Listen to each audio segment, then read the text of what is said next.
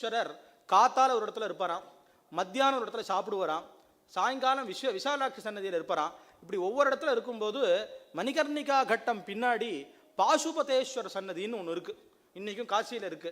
அந்த லிங்கத்துல தான் சாயங்கால சந்தியாவந்தனம் பண்ணுவாராம். அப்படி காசி காண்டம் இருக்கு. அப்படின்னா பகவான் கூட எந்த காலத்திலையும் இதை விட்டதில்லை. ஏன் அவர் பண்ணணும்னு கேட்டா நமக்காக பண்ணணும், அவர் பண்றதுனால நாம பண்ணுவோங்கிறதுக்கு பண்ணணும். இப்போ ஜெகத்குரு சந்திரசேகர பாரதி மகாசுவாமிகள் ஜீவன் முக்தர்.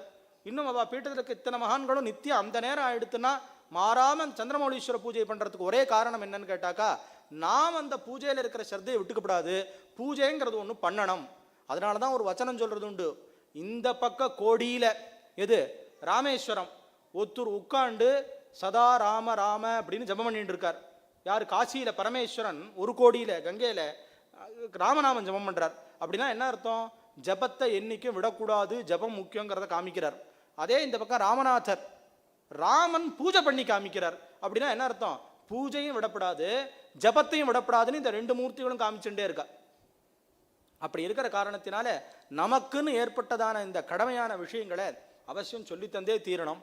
அதுலேருந்து விட்டுட்டோமானா இது ஜென்ம ஜென்மத்துக்கு இந்த கடனானு தொடரும்னு சாஸ்திரங்கள், ஏன் நேரடியாக வேதமே வாக்கியம் போட்டிருக்கிற காரணத்தினால குழந்தைகளுடைய ஹிதம் அவர்களுடைய அப்பா அம்மா கையில் தான் இருக்குங்கிறதுல எந்த விதமான சந்தேகமும் இல்லை. அதற்கு எத்தனையோ உதாரணங்கள்லாம் புராணங்கள்லையும் இருக்கு. சமீப காலங்கள்லையும் சில மகான்கள் எத்தனையோ தாயாரெல்லாம் சந்தியாவந்தம் பண்ணணும், அதுக்கப்புறம் மற்ற காரியத்தை பண்ணட்டும் அப்படின்னு சொல்லி சில பேர் சொல்லி கேட்டதெல்லாம் உண்டு. அதனால அதை தாண்டி இன்னுமே அவரவர்களுக்கு ஆத்மைவ ஹியாத்மனோ பந்து ஆத்மைவ ரிபுராத்மனா, அம்மா அப்பா சொல்லித்தர கடமைங்கிறது கடைசி வரைக்கும் சொல்லிகிட்டே இருக்கணும். நேற்று அவர் சொன்ன மாதிரி விதுரர் சொல்லிகிட்டே இருந்தார், தர்மத்தைன்னா சொல்லிகிட்டே இருக்கணும், அது அம்மா அப்பா செஞ்சுட்டே இருக்கணும். நிறைய பேர் என்ன சொல்லுவான்னா ரெண்டு விஷயம் சொல்கிறா, இதை சொல்லி முடிச்சுக்கிறேன். தாத்தா பாட்டியா இருக்கிறவா சொல்கிற வார்த்தை நான் எத்தனையோ தடவை இதில் சொல்லியிருக்கேன், இங்கே மறுபடியும் சொல்கிறேன். என்னன்னா இந்த மாதிரி அர்த்தம் கேட்குறான் எல்லாத்துக்கும், என்னால் அர்த்தம் சொல்கிறதுக்கு முடியல, இது முதல் வார்த்தை. ரெண்டாவது, பண்ணினா சரியா பண்ணணும், என்ன பண்ணப்படாது, இது ரெண்டு இருக்கு. இது ரெண்டுமே அவ்வளோ தூரத்துக்கும் யுக்தம் இல்லை.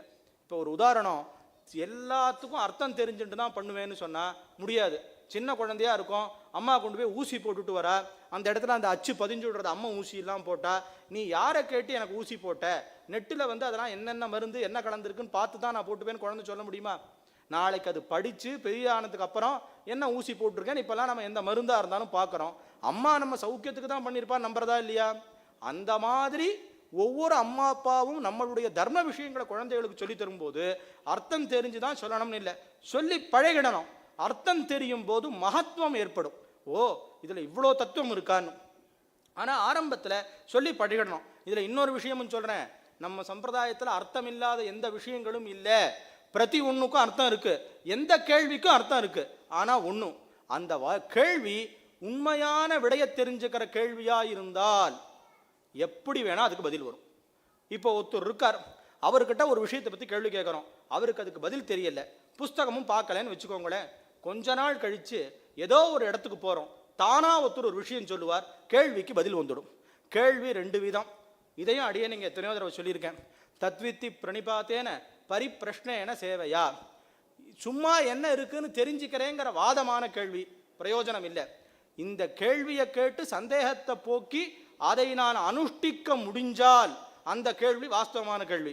அப்படி நம்மளுடைய தர்மங்கள்ல இருக்கக்கூடிய சூக்ஷ்மங்களுக்கு எத்தனையோ புஸ்தகங்கள் இருக்கு, ஒவ்வொன்றுக்கும் இருக்கு. ஆகாரம் அப்படின்னா அதுக்கு ஒரு தர்மம், அது என்னென்ன அதுக்கு புஸ்தகங்கள் இருக்கு. ஸ்நானம், பகவத் தரிசனம், அப்புறம் நீதி விஷயங்கள், தானங்கள், எல்லார்கிட்டையும் எப்படி சுகுர்த்தா இருக்கணும், விசேஷ தர்மம் எது, சாமானிய தர்மம் எது, இது எல்லாத்துக்கும் புஸ்தகங்கள் இருக்கு. தமிழ்ல வந்திருக்கு, அந்தந்த பாஷைகள்ல இருக்கு. தேடினோம்னா இன்னைக்கு கிடைக்கிறதுக்கு எல்லாம் இருக்கு. அதனால அர்த்தம் சொல்றதுக்கு நம்மளதுல இல்லைன்னு தெரிஞ்சுக்க வேணாம், கண்டிப்பா இருக்கு. தெரியலையா, தெரிஞ்சவர்கள்ட்ட கேட்டுக்க போறோம். ஆனால் பண்ண ஆரம்பிச்சுடணும். நாளைக்கு பண்ணினதுக்கு அப்புறம் அதனுடைய அர்த்தம் புரிய ஆரம்பிக்கும். இப்போ உதாரணம், பகவானை சேவிக்க போறோம், சேவிக்க போற சமயத்துல இங்க நின்று தரிசனம் பண்ணணும், இப்படிதான் நமஸ்காரம் பண்ணணுங்கிறதெல்லாம் முதலே சொல்லி கொடுத்துடணும். நாளைக்கு பின்னாடி சாஷ்டாங்கம்னா என்ன, அந்த நமஸ்காரம் பண்றதுனால எக்ஸசைஸ் மாதிரி யோகா மாதிரி என்ன பலன் கிடைக்கிறது, புண்ணியம் என்ன கிடைக்கிறது அப்படின்னு சொன்னா அது மேல ஒரு கௌரவம் ஏற்படும், விடாம பண்ணுவோம். அதனால எல்லாரும் ஒரு விஷயம் அதை ஞாபகம் வச்சுக்கணும். ரெண்டாவது ஒரு விஷயம், பண்ணினா சரியாத்தான் பண்ணுவேன்னு சொன்னா இது முடியாத காரியம். நாம பண்றது எல்லாமே சில நேரங்களில் தோஷத்தினால மாறிடும். ஆனால் அதுக்காகத்தான் அதை பண்ணிட்டு பகவான் கிட்ட போய் என் அப்பனே அபராத சஹசிராணி கிரியந்தே ஹர்னிஷம் மயா தாசோயமிதி மாம் மத்வா க்ஷமஸ்வ பரமேஸ்வரா. நான் காத்தால் இந்த ராத்திரி இன்னைக்கு எதை வேணா என்னுடைய பிரமாதத்தினால பண்ணியிருப்பேன். நான் என்ன பூஜையை பண்ணினேன்னா கூட அதில் ஏதாவது தோஷம் இருக்கலாம். இதை எல்லாத்தையும் நீ மன்னிச்சு என்னுடைய பக்திக்கு அனுகிரகம் பண்ணணும். பண்ணிட்டு தான் போய் கேட்கணும். அதை அதனால தான் இன்றைக்கி ஒரு வச்சனம் சொல்கிறோம், எதையுமே பண்ணாமல் இருந்தால் யாரும் எதுவும் சொல்ல போகிறதில்லை. ஒரு விஷயத்தை பண்ணினோன்னு என்ன சொல்கிறோம், ஏதோ என் சக்திக்கு தகுந்து பண்ணியிருக்கேன் அப்படின்னு சொன்னால் இன்னொருத்தர் மேலே அதுக்கு அதில் ஒரு கௌரவம் ஏற்படுறது. அதனால் ஒவ்வொரு மாதா பிதாக்களும் தன் குழந்தைகளுக்கு பெரியவருடைய ஆசீர்வாத பலம், பூஜா பலம், தெய்வ பலம், குலதெய்வ அனுகிரகம் இதெல்லாத்தையும் அவசியம் சொல்லி கொடுத்தோமானா அதை திருப்பி திருப்பி சொல்லிகிட்டே இருந்து இங்கே இதுதான் வழக்கம்னு வலுக்க சிலது செய்யணும். நேற்று அடியன்னு சொல்லியிருந்தேன், ஸ்ரார்த்தத்தன்னைக்கு கூடுமான அளவு லீவ் போட வைங்க. ஸ்ரார்த்தத்தை பார்க்கணும். அப்பத்தான் அது மேலே ஒரு கௌரவ புத்தி ஏற்பட்டு எங்கள் அப்பா அப்படி பண்ணார். இன்றைக்கும் சில பேர்லாம் இருக்கா, இன்னும் சில பேர் இருக்கா. இந்த எல்லாருக்கும் ஸ்ரார்த்தம் பண்ணுறவாளுக்கு தெரியும், இந்த கயான்னு சொல்லி அப்படி இது பண்ணும்போது சில பேர்லாம் ஓன்னு அழுவா. அச்சோ எங்கள் அம்மா அப்பா மாதிரி முடியுமா, எனக்காக எப்படி கஷ்டப்பட்டா தெரியுமா அப்படின்னு அந்த இடத்துல அப்போ அதை பார்க்கும்போது தன் பிள்ளை சொல்லுவான், ஸோ எங்கள் அப்பா மாதிரி ஸ்ரத்தையாக பண்ண முடியாது, அவருக்கு அப்படி ஒரு ஸ்ரத்தை, அப்படியாவா பெரியவாட்ட ஸ்ரத்தைன்னு சொன்னால் நாளைக்கு தொடர்ந்து இந்த பரம்பரைக்கு வரணும். அதனால் ஒவ்வொரு அம்மா அப்பா கையில் தான் அந்த குழந்தையினுடைய வளர்ப்புத்தன்மைங்கிறது இருக்குது. அப்புறம் அவர்களுடைய புண்ணிய விஷயம், அவரவர்கள் நாளைக்கு தெரிஞ்சக்கப்புறம் எடுத்துக்கிற விஷயம்.